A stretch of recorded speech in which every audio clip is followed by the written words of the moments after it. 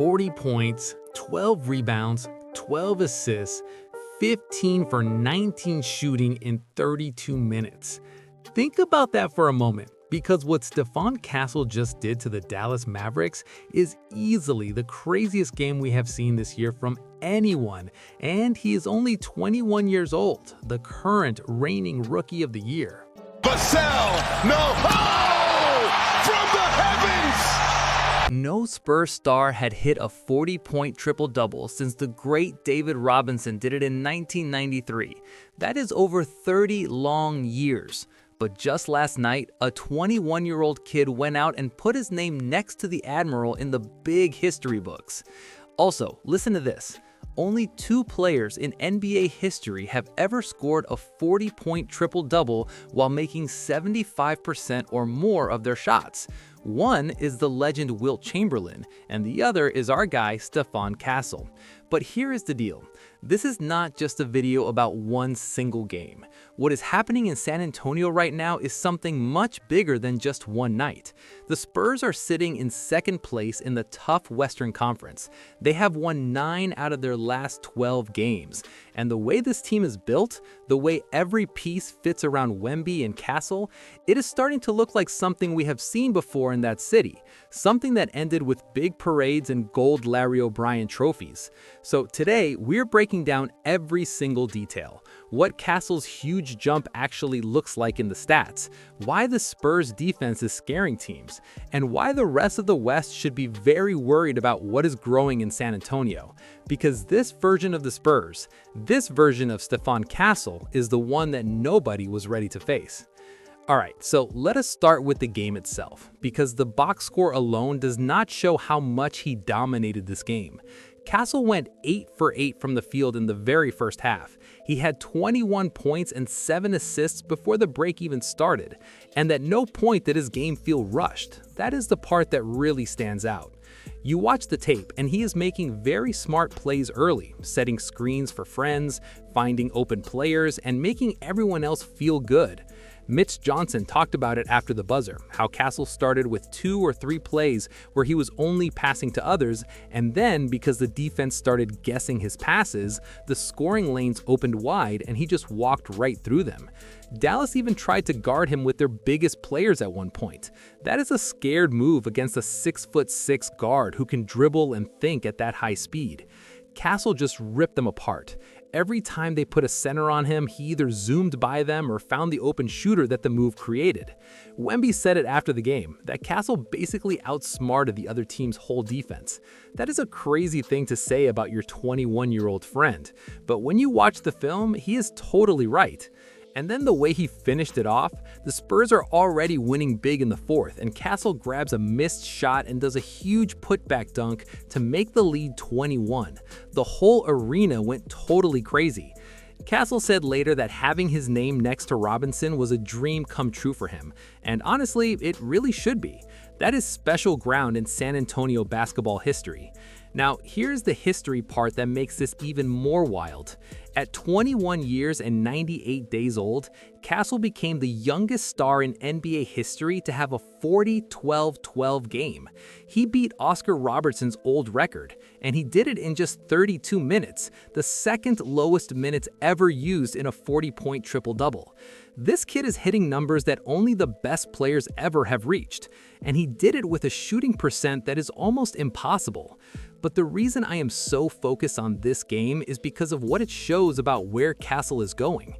And that leads us to the bigger picture, because what Castle is doing this year is way bigger than one night in February. Stephon Castle, gear up for showtime!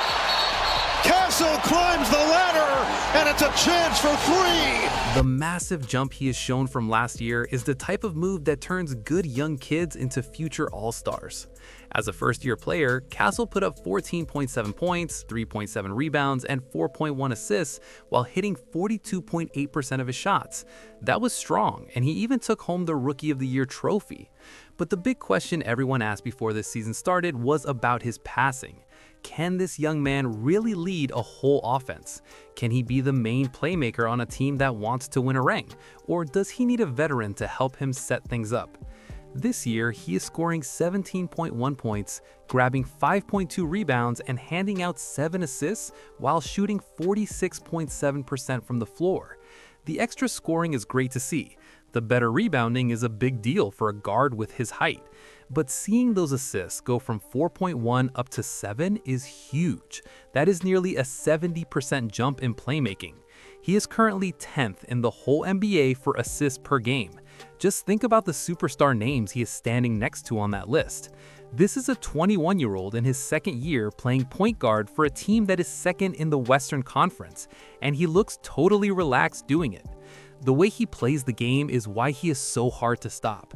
Standing 6'6" and weighing 215 pounds, he has the real size to bully smaller defenders near the basket and force his way inside. But he also has the great vision and soft touch to run the pick and roll like a pro. When you add that to his amazing defense, 1.4 steals every night, and the ability to guard many different spots, you are looking at a two-way star who helps his team in every single part of the stat sheet. Now, the one clear weakness in his play is his three-point shot. He is only hitting 28.9% from downtown this season, while taking about 3.8 shots per game. That has to get better, no doubt about it. But the situation matters here. His total shooting percentage went up from 42.8 to 45.5. He is finishing at the hoop at a top-tier level, and he is only 21.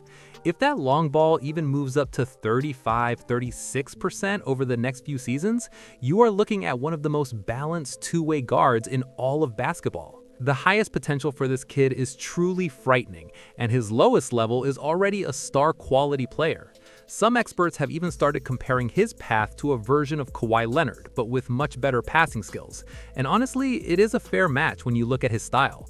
A big guard, a lockdown defender, still working on the jumper, but the impact is felt every single night. The big difference is that Castle's passing is already way ahead of where Kawhi was at the same exact age. So Castle is having a huge breakout year, that is easy to see. But one star player on a boring team does not scare anyone. What makes this whole plan work is what the Spurs have built around him and Wembanyama, and it all begins on the defensive side of the ball. San Antonio has the third best defense in the NBA this season. They lead the entire league in blocks per game. They are second in defensive rebounding and fourth in stopping other teams from scoring. This is a top-level defensive squad, and the motor moving all of it is Victor Wembanyama. Wemby is putting up 23.9 points, 11.1 rebounds, and leading the league with 2.7 blocks every game. But the blocks only show a small part of the story. Just having him standing in the paint changes the math for every team they play. Drivers stop early, high passes get tipped, easy shots at the rim get moved away because players know that 8-foot wingspan is waiting back there. It's the same gravity effect we always talk about with great shooters, except it happens on defense. Teams have to totally change how they play when they walk into the Frostbank Center. And the other players have come together in a very real way. De'Aaron Fox has been a giant help. He is scoring 19.5 points and giving 6 assists, which gives them another person who can score when the game slows down. Having a veteran leader matters a lot too. Fox has played in the playoffs before. He knows how that pressure feels.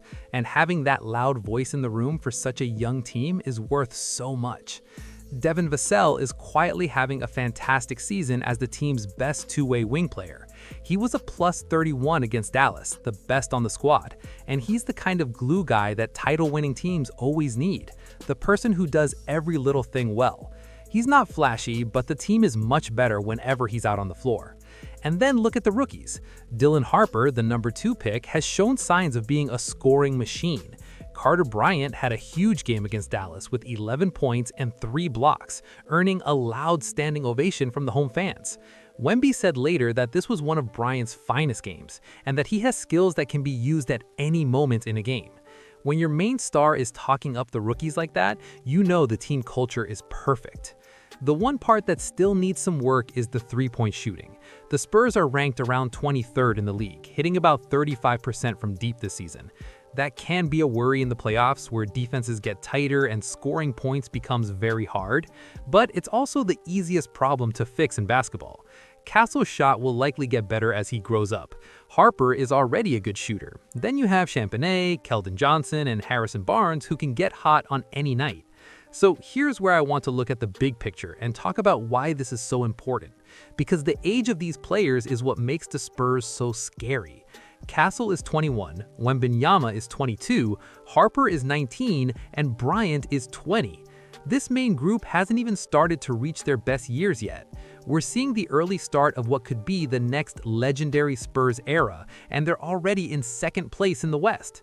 Mitch Johnson deserves a lot of praise too. In his first full season as head coach after Pop retired last year, he has this group playing together and playing smart on both ends. The defensive identity is clearly coming from the coaches. The way Castle talked about the Dallas win, how it all happened within the team's plan, and how he focused on passing first.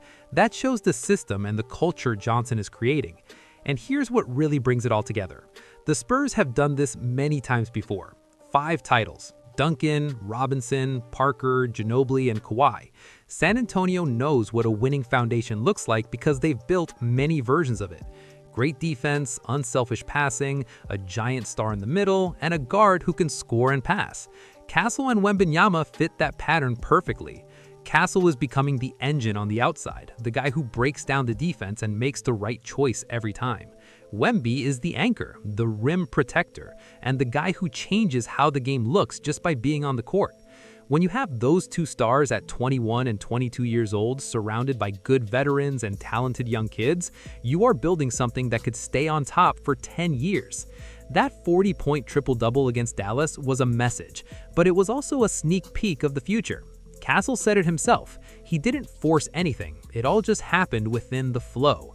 And that's the scariest part, because if that's the natural version of Stephon Castle at 21, the rest of the league has a massive problem. The best version of Stephon Castle and the Spurs just showed up, and the rest of the West is running out of time to stop them. If you like this breakdown, hit the hype and like button and subscribe if you haven't yet. Check out one of these other videos on your screen right now.